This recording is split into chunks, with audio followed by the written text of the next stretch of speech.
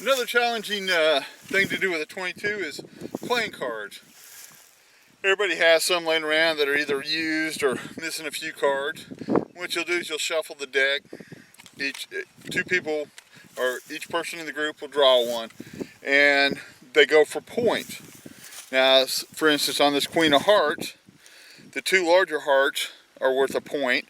The two smaller hearts are going to be worth 3 points. Now, depending on what card you draw, you have a predetermined set number of shots, let's say in this case 10. So for each one you shoot is your points. Go through like 5 rounds of this and see who comes out the winner.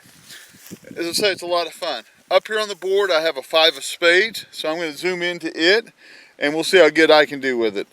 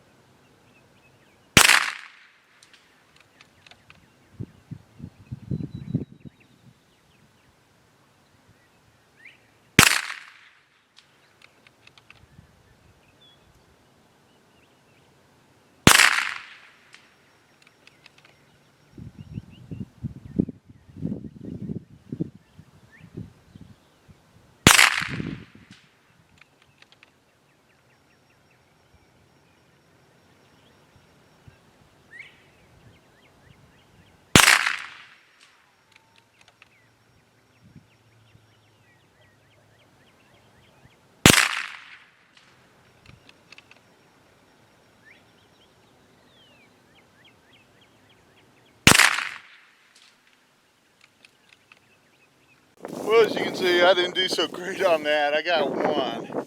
Hit that one down there below.